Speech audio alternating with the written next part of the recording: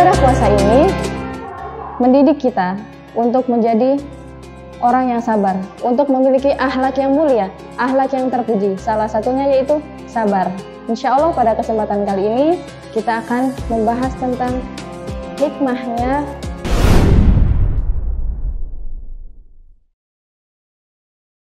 Bismillahirrahmanirrahim. Uhayyikum bitahiyyatil Islam, tahiyatan mubarakatan min indillah wa tahiyatan ahlil jannah. Assalamualaikum warahmatullahi wabarakatuh. Alhamdulillahilladzi khalaqal insana fi ahsani taqwim.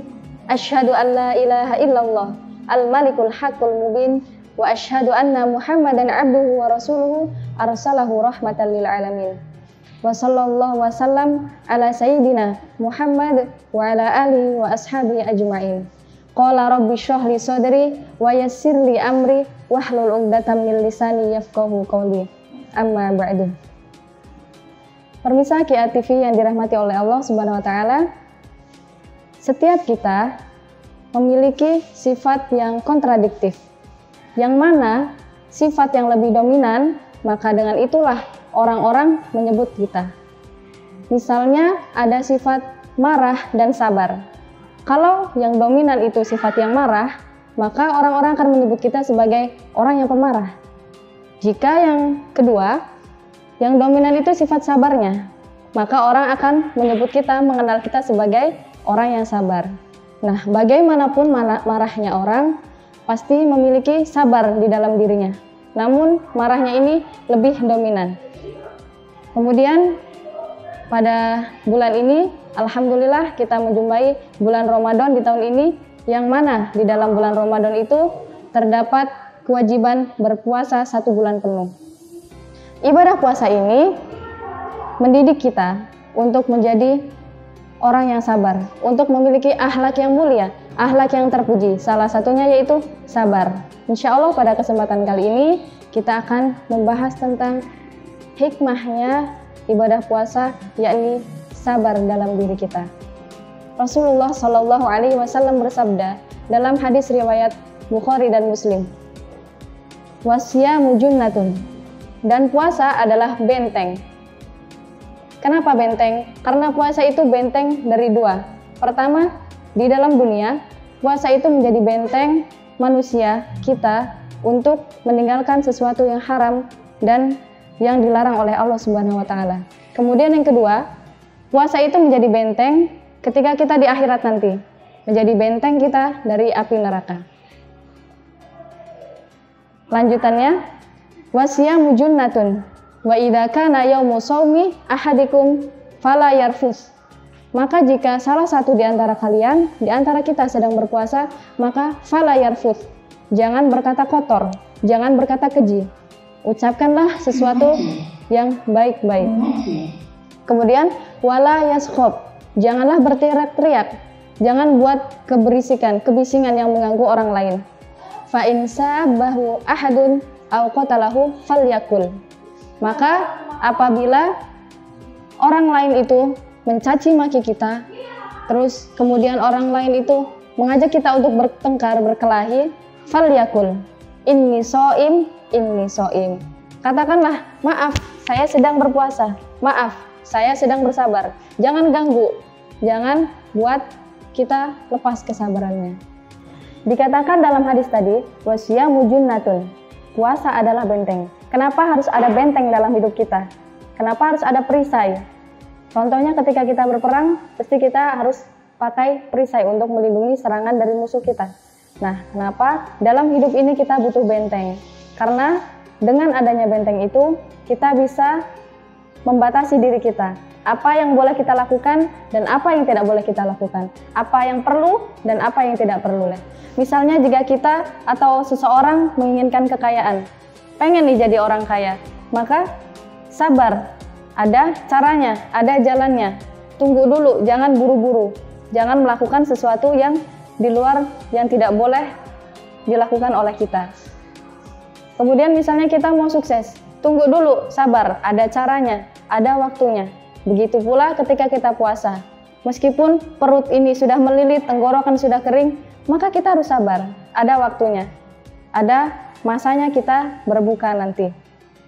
Nah, disinilah letak kesabaran kita dilatih. Di saat perut kita kosong, tenggorokan kering, maka disitulah kondisi kita sedang peka. Nah, ketika orang diuji kesabarannya saat sedang peka, itu temperaturnya itu cepat naik. Disenggol dikit marah.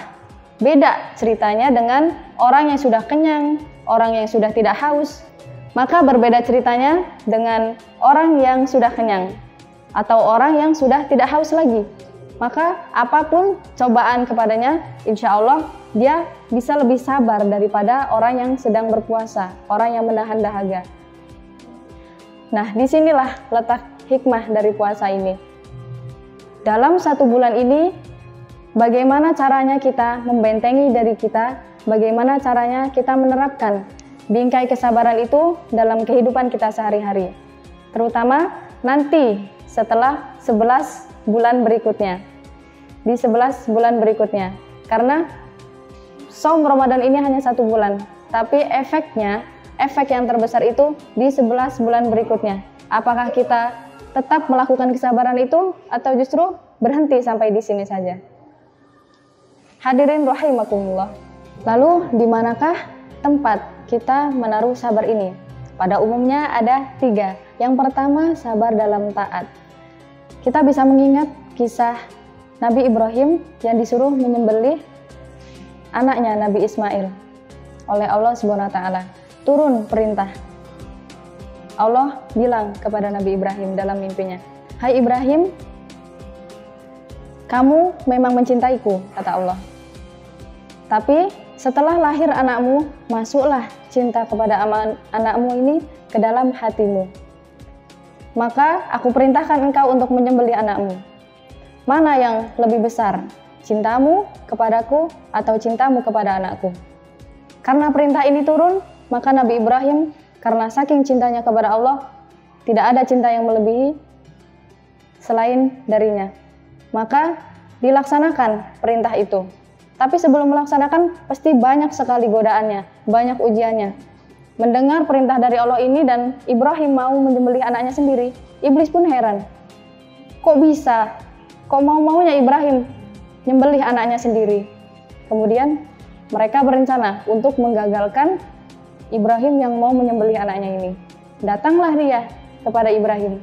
"Hai Ibrahim, kenapa kamu mau menyembelih anakmu?" Kata Ibrahim, "Ini perintah Tuhanku." "Ah," kata iblis, kata syaitan ini, "Tuhan itu cuma sentimen doang sama kamu. Dia nggak mau kamu punya anak, dia nggak mau kamu punya keturunan," katanya. "Jangan dilaksanakan, nanti kamu nggak punya anak lagi." Lalu apa kata Nabi Ibrahim? Beliau bilang, "Ini perintah Tuhanku, nggak ada urusannya sama kamu. Pergi." Gagallah sudah menggoda Nabi Ibrahim. Kemudian iblis pun berpaling. Godaan yang kedua. Iblis pun mendatangi istrinya, Siti Hajar. Datanglah iblis kepada Siti Hajar. "Hai Hajar, kamu tahu nggak anakmu mau dibawa kemana?" "Emang mau dibawa kemana sama bapaknya?" "Itu anakmu mau disembelih," katanya iblis. "Kok bisa sih?" kata Siti Hajar. "Memangnya sampai hati sang ayah Nabi Ibrahim untuk menyembelih anaknya sendiri, anak sematawayang, sebagai buah hati, buah cinta, buah jantungnya? Kenapa rela menyembelihnya?" Dijawab lagi sama iblis. "Ya itu, katanya itu perintah Tuhan, makanya Ibrahim mau menyembelih Ismail." "Oh," kata Siti Hajar, "ternyata ini perintah Tuhan. Kalau ini memang perintah Tuhan, jangankan anakku, jangankan anak sematawayang, aku pun kalau misalnya disuruh disembelih, aku siap dan aku ikhlas," kata Siti Hajar. Kecewa lagi nih iblis. Udah 2 kali menggoda keluarganya Nabi Ibrahim, ternyata hasilnya nihil. Dikiranya yang perempuan itu lebih lemah imannya daripada laki-laki, ternyata justru lebih hebat Siti Hajar. Gila nih, kata iblis. Masa iya, dia malah rela anaknya disembelih, justru mengajukan diri sendiri untuk disembelih. Saking cintanya Nabi Ibrahim dan Siti Hajar kepada Allah Subhanahu wa Ta'ala. Iblis nggak nyerah gitu aja. Didatangilah Nabi Ismail masih kecil. Ismail, kata iblis, kamu mau dibawa kemana sama ayahmu? Karena Ismail masih kecil, masih polos, dia menjawab, gak tahu saya. Emang mau dibawa kemana sama ayah? Gitu, sama Nabi Ibrahim. Kemudian iblis mulai melancarkan aksinya.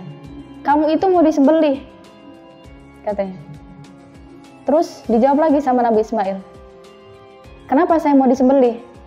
Kemudian iblis menjawab lagi, katanya itu perintah Allah, makanya ayahmu mau menyembelih kamu.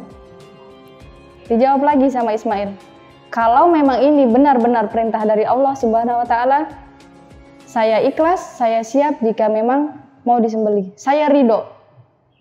Justru saya dengan senang hati, dengan sukarela untuk mendatangi ayah saya untuk disembelih. Masya Allah, keluarga Nabi Ibrahim ini patut dicontoh. Ketika godaan semakin besar, ketika tingkat ketaatan kita semakin tinggi, maka godaannya akan semakin besar. Iblisnya pun semakin tinggi tingkat keinginannya untuk menggagalkan rencana ketaatan kita. Tapi ingat, insya Allah jika kita bersabar dalam ketaatan, tidak ada yang rugi. Karena contohnya dalam kisah Nabi Ibrahim dan keluarganya ini, ketika menyembelih, karena semuanya, keluarganya, istrinya, Nabi Ibrahim, kemudian Ismailnya sendiri pun ikhlas, karena cinta kepada Allah, karena taat kepada Allah SWT, maka Allah berikan ganjarannya. Ketika mau disembelih, Nabi Ismail diganti menjadi kambing. Nah, itulah tadi terkait dengan sabar yang pertama dalam ketaatan. Kemudian pemirsa KIA TV rahimahullah, sabar yang kedua di mana? Yang kedua yaitu sabar di ketika kita menghindari maksiat. Contohnya, seorang yang biasanya pemabuk, suka mabuk-mabukan tiap malam, pagi, siang, malam, kerjaannya mabuk doang. Kemudian dia mau tobat nih, mau menghindari maksiat. Saya mau tobat. Taubatan nasuha. Kemudian bertemu di tengah-tengah jalan pas mau pulang dari masjid. Ketemu temannya. Hei Fulan, ayolah mabuk bareng-bareng, katanya. Enggak, saya udah tobat, katanya. Jangan gitu, biasanya juga sehari segalon, katanya, kata teman-temannya.